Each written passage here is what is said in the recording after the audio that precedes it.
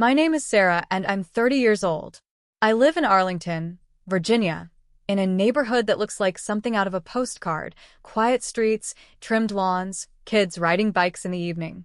To anyone passing by, I'm just another woman at home with her laptop, probably scrolling through social media or wasting hours watching videos. That's what my husband, David, believes. That's what my mother-in-law, Margaret, loves to remind me of. To them, I'm a burden and ornament, someone who adds nothing to the household. What they don't know, and what I cannot ever tell them, is that behind the glow of my laptop screen, I serve a very different purpose. I work as a cybersecurity specialist at the National Security Agency, better known as the NSA. My world isn't gossip or online shopping. It's firewalls, encrypted codes, intrusion attempts, and digital footprints that stretch across continents. I spend hours chasing down hackers who think they're invisible, dissecting malware that could cripple corporations, and monitoring threats that, if left unchecked, could endanger millions of lives. I keep my head down at home because my work is classified. I've signed documents that bind me in silence, that force me to protect the secrets I uncover. My job demands that I never brag about victories, never share the dangers I avert, never reveal the weight I carry every single day. In many ways, silence is my shield, but inside this house, that silence feels like a curse. Every morning, I wake up before David. While he showers and dresses for his corporate office job, I sit with a cup of coffee and log into secure servers. My heart pounds every time I see alerts flashing across my screen, knowing it could be a cyber attack aimed at our banks, our power grid, or even our military. But to David, I'm just staring at a computer, doing nothing. He never asks, never suspects. Margaret, on the other hand, doesn't hold back. She mutters under her breath, sometimes loud enough for me to hear. Pathetic, a woman of 30, doing nothing with her life. They think I'm invisible. They think I'm powerless. They think I need them to define my worth. But what they don't realize is that I hold the keys to secrets far larger than this house, far larger than their shallow judgments. For years, I've accepted the humiliation, biting my tongue as they've chipped away at my dignity.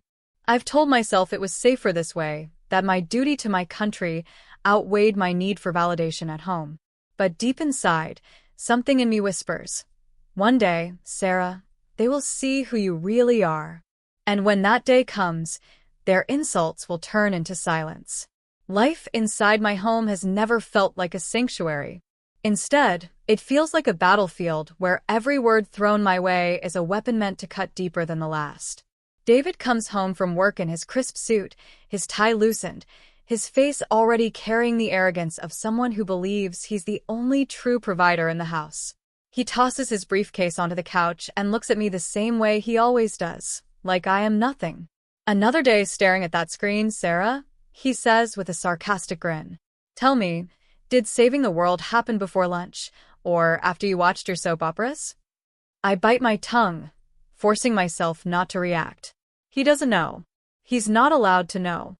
But each word feels like a splinter under my skin. Before I can retreat to silence, Margaret chimes in. She loves these moments, loves to join in and pile insult upon insult, as though mocking me brings her closer to her son.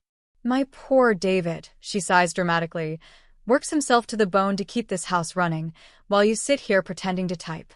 Honestly, Sarah, do you even know how lucky you are? Without my son, you'd have nothing. Her words sting more than I want to admit. I imagine telling her the truth, standing tall and declaring who I am. I am a cybersecurity specialist at the NSA. I guard secrets that protect this nation. Without me, attacks you can't even imagine would slip through. But the reality is I can't. I am bound to silence, and she knows it. Not the specifics, of course, but she knows I won't fight back. To her, my silence is weakness. The irony is cruel. Every day, I face dangers she could never comprehend. Foreign operatives, criminal hackers, terrorists working behind screens just like mine. I unravel their traps before they can strike. Yet here in my own living room, I am treated like the weakest person in the world. It isn't just the insults, it's the way they chip away at my confidence. David questions, why he even married me. Margaret accuses me of living off her son's hard work. They've turned my home into a place where I have to hide not just my career, but my pride. Some nights, when they're asleep, I sit alone at my desk, the blue glow of the screen reflecting in my eyes, and I remind myself, you are not what they say. You are stronger than they will ever know.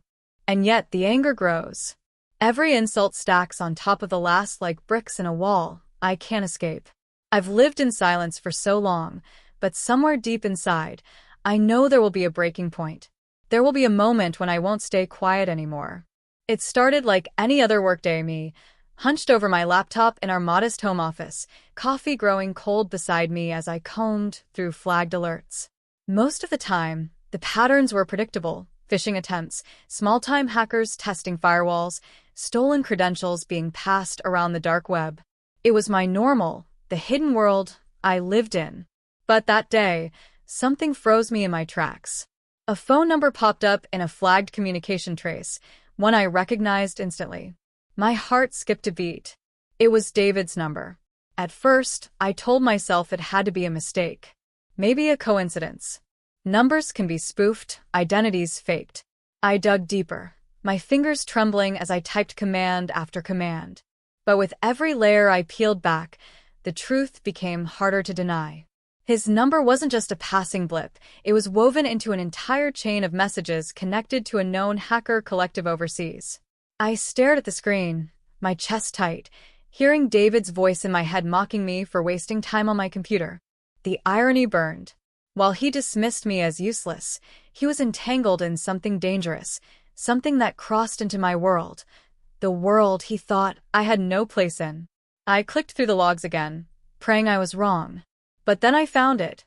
Encrypted chat transcripts. David had been in direct contact with these hackers. The messages weren't vague. They were clear, damning. He was helping facilitate data theft from American companies, selling stolen information for money. I leaned back in my chair, the weight of betrayal pressing down on me.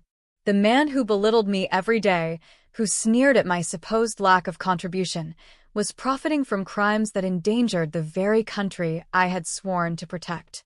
My mind spun. Did Margaret know? I thought about her smug comments, her constant reminders of how much David provided. Maybe she didn't just know. Maybe she supported it, turned a blind eye because the money made her comfortable. For a long time, I just sat there in silence, staring at the evidence.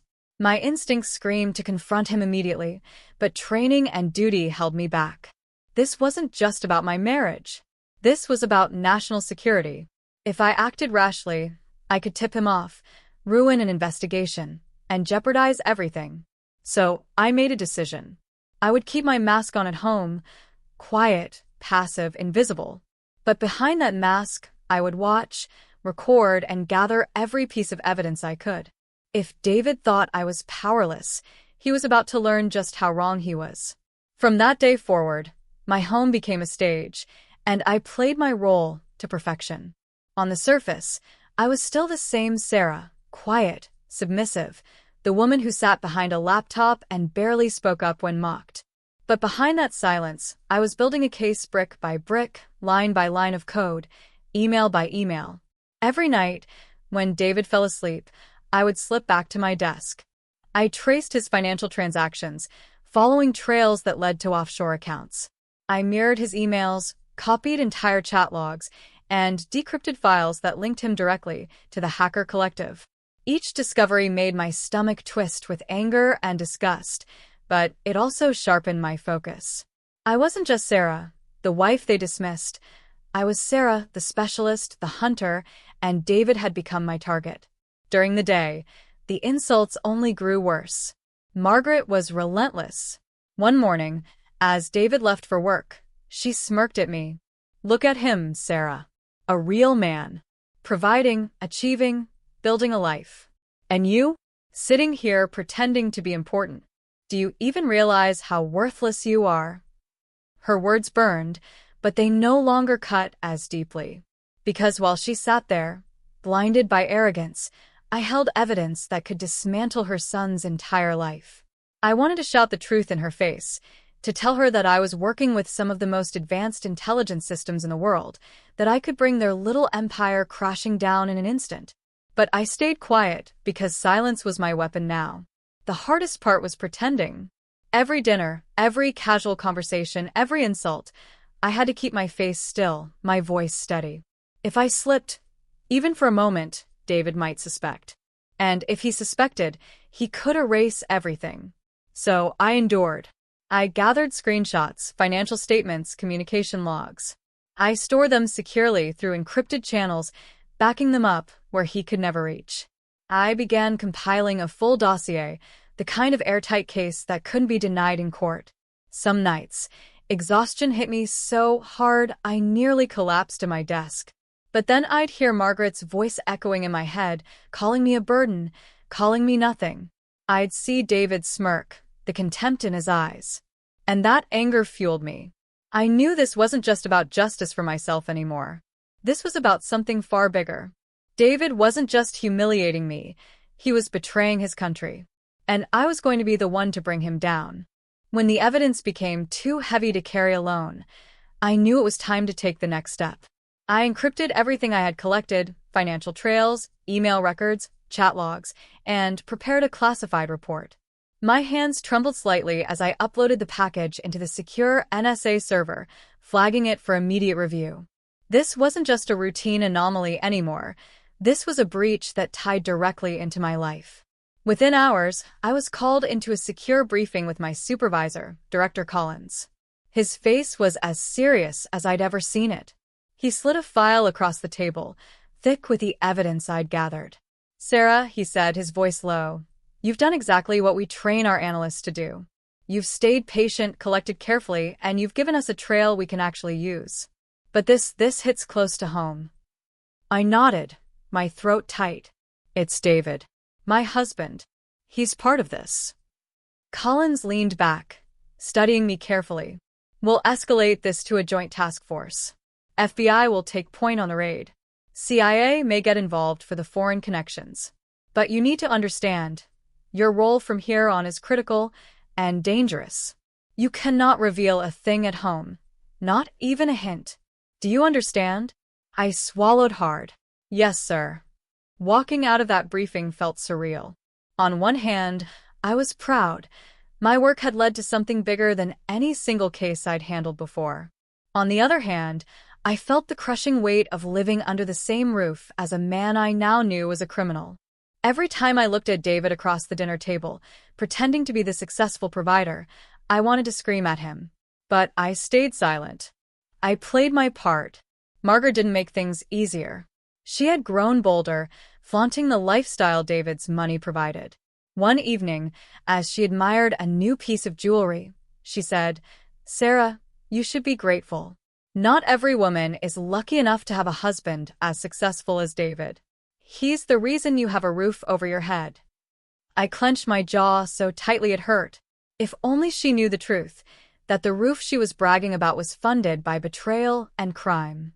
At night, I whispered into the encrypted line with Agent Miller from the FBI, coordinating the timeline, confirming the targets. He assured me the task force was nearly ready. I stared at my reflection in the dark screen after we signed off. My face looked calm, but my heart pounded with anticipation. The walls of my home felt tighter each day, but I told myself, "Hold on. Just a little longer. Justice is coming." It was late, close to midnight, when it finally happened. The house was quiet. David stretched out on the couch half asleep, Margaret watching television in her robe. I was at my desk, pretending to scroll through meaningless pages, but my pulse hammered so loudly I could hear it in my ears. I had been given a signal earlier that day. Tonight was the night. The first sound was a heavy knock on the door, followed almost instantly by the crash of it being forced open. Shouts filled the air. FBI. Federal agents. Boots thundered against the hardwood floor, weapons drawn, voices commanding. In seconds, the calm of my home shattered into chaos. David shot up, wide-eyed, stumbling backward. "What the hell is this?" he shouted. Margaret screamed, clutching her robe, her voice shrill. "You can't just come in here. My son hasn't done anything." But the agents didn't hesitate. They moved with precision, swarming through the rooms, seizing laptops, pulling open drawers, yanking out hard drives and hidden files. One agent lifted a floorboard, exposing a stash of encrypted drives David thought no one knew about. My stomach twisted at the sight, not from surprise. I already knew they were there, but from the bitter confirmation of his betrayal. David tried to bluster his way through it. "This is a mistake. You don't know who you're dealing with." But his voice cracked, betraying the panic in his chest. Margaret threw herself between him and the agents. "You can't treat him like this. He's a good man. He provides for this family." I stayed in the corner, silent, my heart pounding, my hands clenched tight at my sides. Every instinct in me wanted to step forward, to reveal myself, but I waited. I wanted to see the realization on their faces. Agent Miller moved in, his voice calm but firm. "David, you are under investigation for conspiracy, cybercrime, and aiding foreign operatives. You're coming with us." David's face drained of color. "No," he muttered, shaking his head. "This can't be happening. This isn't real." But it was real. The agents closed in, cuffing his wrists as he struggled weakly, Margaret screaming louder, accusing everyone in the room of lying, of framing her son. And then, finally, it was my turn. I stepped forward, my voice steady, cutting through the noise. "It's real, David. Very real." He froze. Margaret turned, her mouth falling open. "Sarah," she whispered, disbelief flooding her face. I met David's stunned gaze, and for the first time, I felt no fear, no hesitation. Only clarity. The room fell silent for a split second, the kind of silence that hums louder than any scream. David's eyes locked on mine, confusion twisting into something darker. Betrayal, disbelief, fear. Margaret's face contorted, her mouth opening and closing like she was searching for words that wouldn't come. "You," David spat, his voice breaking. "You're behind this? You set me up?" I shook my head slowly, my voice steady and sharp. "No, David. You set yourself up. You thought you were untouchable, that your secrets would stay buried. But you underestimated me." Margaret staggered forward, pointing a trembling finger at me. "Sarah, how could you? What is this? Why are they listening to you?" I straightened my shoulders, the weight of years of silence finally lifting. "Because I'm not what you think I am. I'm not the useless woman you mock every day. I work for the National Security Agency. I've spent years protecting this country from threats you couldn't even imagine. And while you two laughed at me, insulted me, called me worthless, I was gathering the evidence that brought this moment to life." The words hung heavy in the air. For the first time, neither David nor Margaret had anything to say. Their power over me evaporated in an instant. David tried to regain his footing, his voice cracking as he looked around the room. "This is insane. You're my wife. You should have come to me. We could have fixed this." "Fix this?" I snapped, my anger cutting through years of humiliation. "You were selling out your country. You were endangering lives for money. And Margaret, you knew something wasn't right. You looked the other way because the cash kept flowing. You both chose greed. And now you're going to pay for it." Agent Miller's presence at my side was grounding, but I didn't need his strength anymore. For the first time in years, I felt taller, stronger. David's bravado cracked completely as the agents tightened the cuffs on his wrists. He looked at me like he didn't recognize me. Maybe he never really had. To him, I had always been invisible, a shadow at the edge of his success. But now the shadow was standing in the light. Margaret whispered, almost to herself, "NSA? She works for the NSA?" Her disbelief was almost pitiful. I looked at her, then at David, and delivered the words I had held back for so long. "You both called me worthless. Tonight, my work proves just how wrong you were. It's because of me that justice is here. And it's because of you that this family is falling apart." For once, they had no answer. And for me, that silence was sweeter than any victory. I stood there, watching as the agents led David out of the house, his wrists bound in steel. He struggled at first, demanding answers, spitting curses, but his voice sounded hollow now, weak, stripped of the arrogance he had carried for so long. Margaret trailed behind, shouting, crying, insisting there had been some mistake. But the agents didn't waver. They had everything they needed. They had me. As the front door closed behind them, the house fell into a heavy stillness. The same walls that had echoed with insults and laughter at my expense now stood witness to the truth. For the first time in years, I felt like I could breathe. I walked through the living room, my eyes catching on the scattered fragments of David's so-called success, the expensive watch on the coffee table, the imported briefcase he had flaunted, the jewelry Margaret adored. All of it bought with betrayal. All of it hollow. Agent Miller returned briefly, giving me a nod. You did the right thing, Sarah. Not just as an analyst, but as a citizen. Your evidence was airtight. Without you, this network would still be running. His words anchored me. For so long, I had been invisible in my own home, silenced by ridicule. But in that moment, I realized I had never been powerless. My silence had been strategy. My patience had been strength. Margaret sat slumped on the couch, eyes red, staring at me like she was seeing me for the first time. You let this happen. You destroyed him. I met her gaze calmly. No, Margaret. He destroyed himself. And you helped by looking the other way. Her lips quivered, but she had no reply.